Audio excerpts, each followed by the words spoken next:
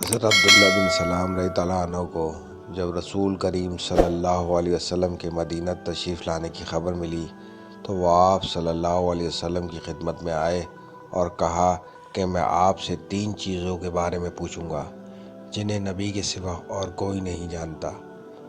قیامت کی سب سے پہلی علامت کیا ہے؟ وہ کون سا کھانا ہے جو سب سے پہلے جنتیوں کو کھانے کے لیے دیا جائے گا؟ اور کس چیز کی وجہ سے بچہ اپنے باپ کے مشابہ ہوتا ہے؟ آپ علیہ السلام نے فرمایا کہ جبرائیل علیہ السلام نے ابھی مجھے آ کر اس کی خبر دی ہے۔ اس پر حضرت عبداللہ رضی اللہ عنہ نے کہا کہ ملائکہ میں تو یہی یہودیوں کے دشمن ہیں۔ آن حضرت صلی اللہ علیہ وسلم نے فرمایا قیامت کی سب سے پہلی علامت ایک آگ کی صورت میں ظاہر ہوگی جو لوگوں کو مشرق سے مغرب کی طرف ہانک لے جائے گی۔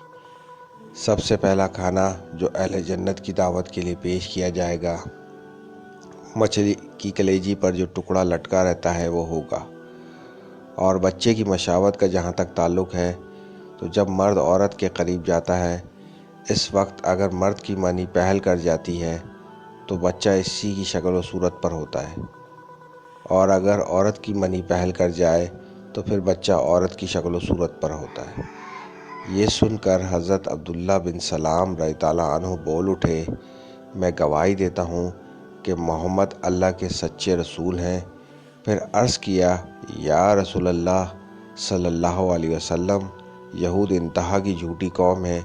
اگر آپ کے دریافت کرنے سے پہلے میرے اسلام قبول کرنے کے بارے میں انہیں علم ہو گیا تو آپ کے سامنے مجھ پر ہر طرح کی تہمتیں دھرنی شروع کر دیں گے۔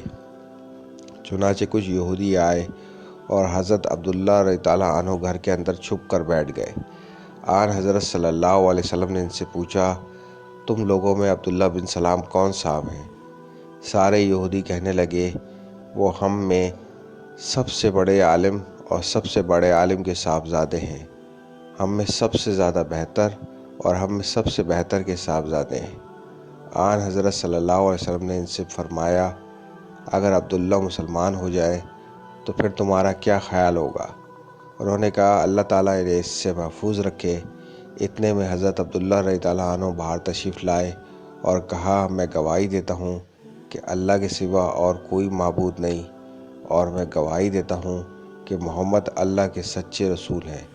اب وہ سب ان کے متعلق کہنے لگے، ہم میں سب سے بدترین اور سب سے بدترین کا بیٹا ہے۔ وہیں وہ ان کی برائی کرنے لگے۔